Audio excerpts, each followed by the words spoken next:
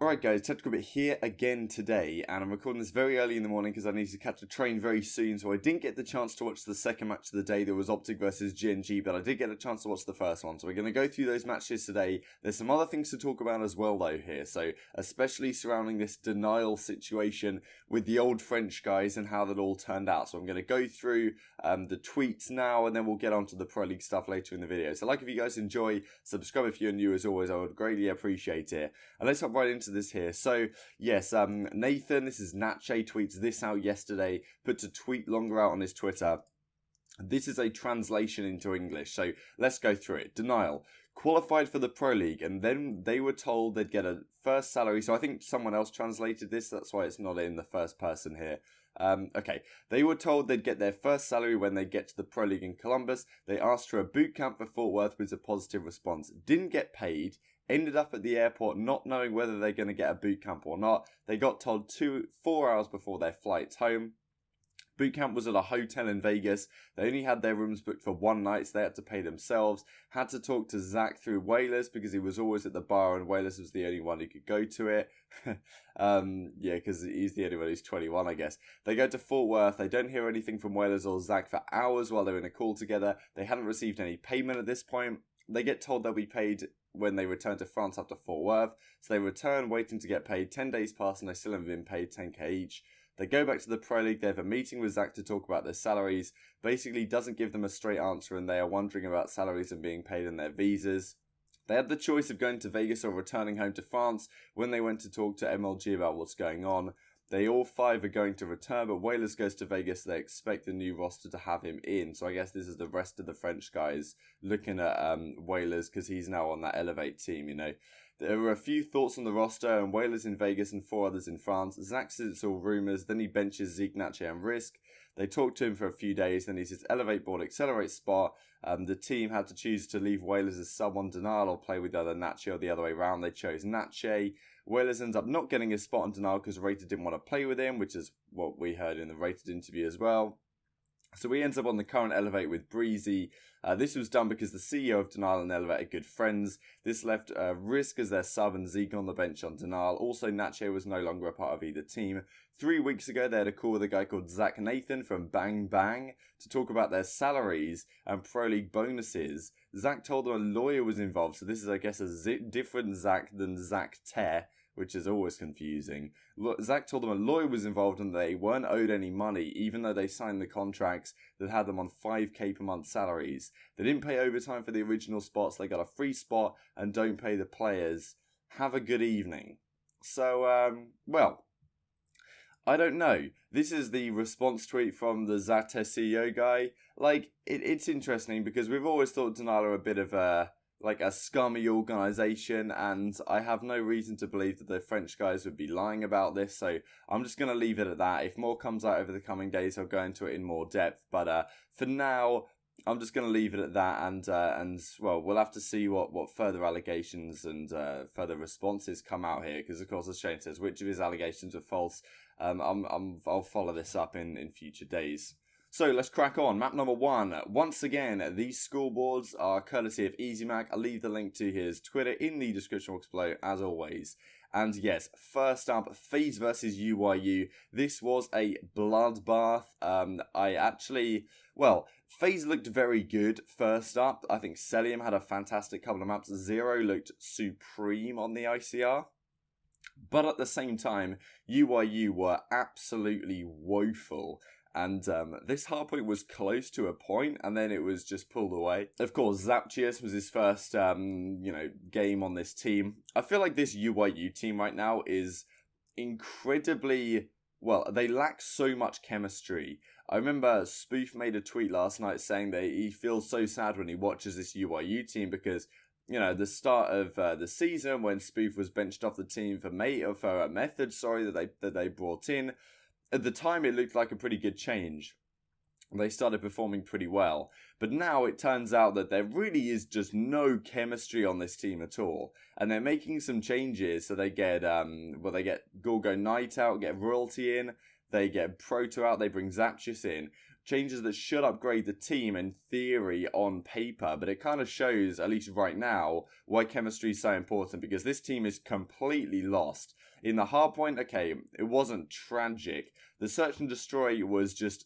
This was some of the worst search I think I've ever seen in the Pro League so far this year. Couldn't believe what I was seeing. It was so amateurish. One player would die, and then the other four would just run around the map single-handedly, looking for a kill, and they would just get shot in the back, picked off like, or they just got plucked out the sky. It was so embarrassing to watch, like 5 versus 5, 5 versus 4, 5 versus 3, 5 versus 2. You know, like, barely any of the rounds were even competitive, apart from when they went A and actually played together. As soon as they lost one player, it just all fell apart. Mayhem dropped the donut, and yeah, the control as well was pretty comfortable as well. Like, I mean, not the best performances out of the guys. Methods had a pretty decent map, but yeah, FaZe were basically all over them in most of the rounds, and the final round wasn't particularly close either in terms of the kill count. So UIU completely blown out the park. FaZe looked good, I'll give them that, but yeah, UIU have definitely got a lot of work to do.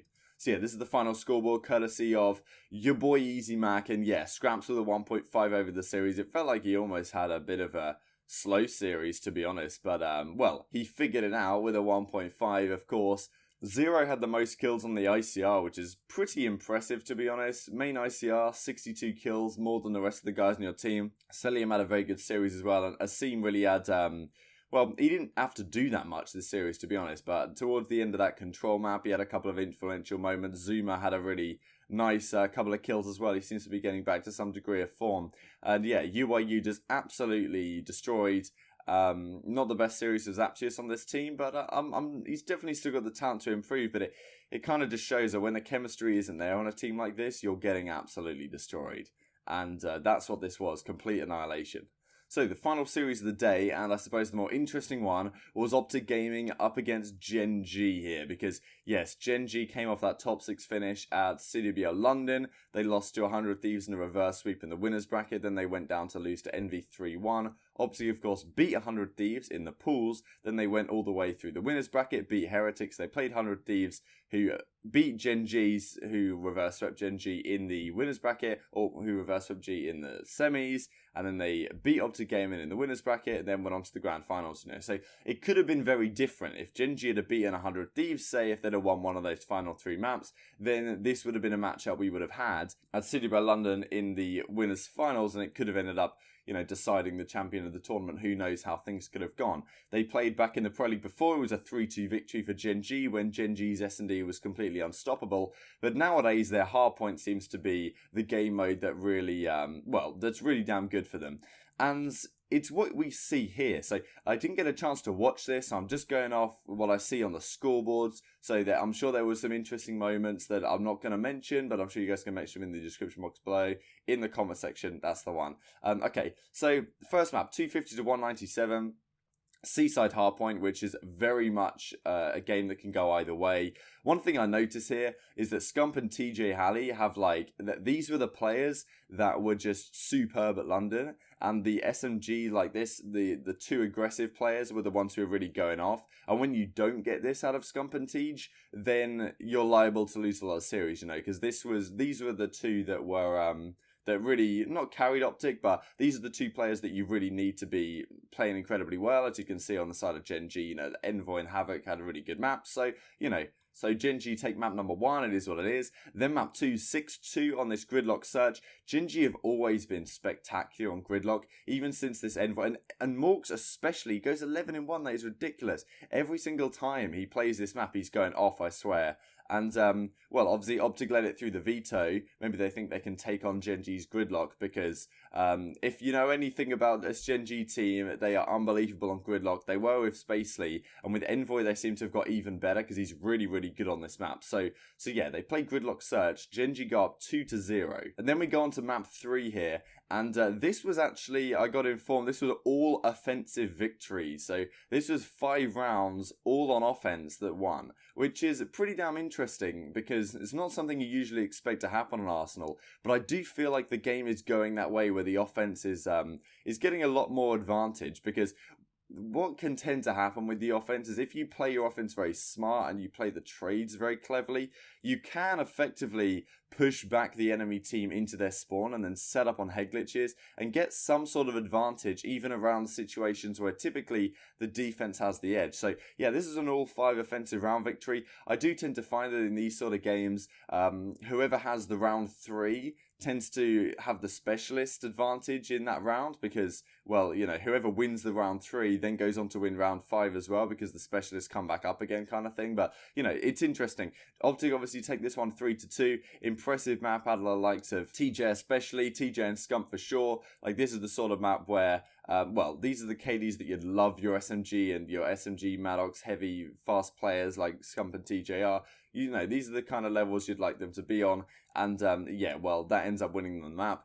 And then map number 4, Frequency Hardpoint. Comfortable one for Optic Gaming. And as I say, I really do think the X factors on this team are Scump and Tej. Scump has a fantastic map right here. Of course, the rest of his team have a great map as well. Like Karmo and Crim6 completely go off.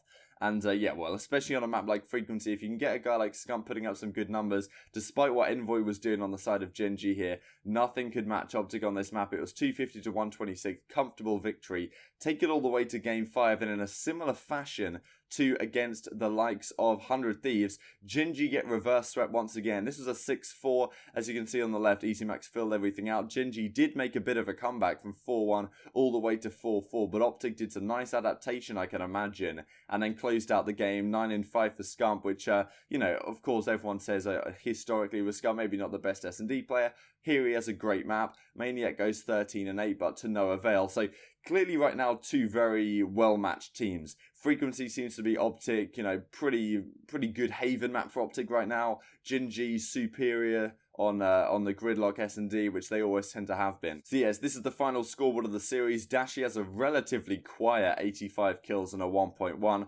Karma with 91 and a 1.18 because he had a fantastic second hardpoint map in particular. Envoy deserves an honourable mention for 108 total kills over the series. Went off in the hardpoints, but yeah, his team just weren't playing particularly well in a couple of those maps towards the end, especially I guess that Frequency hardpoint, he wishes he got a little bit more support. But yeah, it is what it is. We get another reverse sweep out of the side of Gen G, and that's really something they need to have an eye on, because the old Gen G team, you never had to worry about something like this because they were very good at their control, and well, they would often lose game 1 if you remember the Spacely team, then they would win game 2 guaranteed. They would probably win the control, then they'd probably win the 4th hardpoint, but if they didn't, they'd go to game 5 and win it regardless.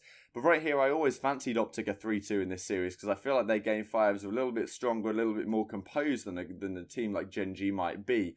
So that's something they really need to look at here. I think if they really step their control game up there, Gridlock S&D is a really strong map for them right now. So I have to see how it goes. So yeah, leave your thoughts in the comment section below as always. Like if you enjoyed it, subscribe if you're new, and yeah, thank you so much for watching as always, and I will see you next time. Here we go though. Crazy. Stumpy is still kicking at 5-0. Can he keep the play going? The Red Death does. He's still alive. Oh, Stumpy! He's still good. 7-0. Unbelievable. Still alive. Still good to go. And he's hungry for more. Certainly is. 7 kills in a row. And he's kind of outshining Crim, who's currently 9-1. Does go down. He's got a full set of streaks as well to play with. Optic Gaming. Are you kidding?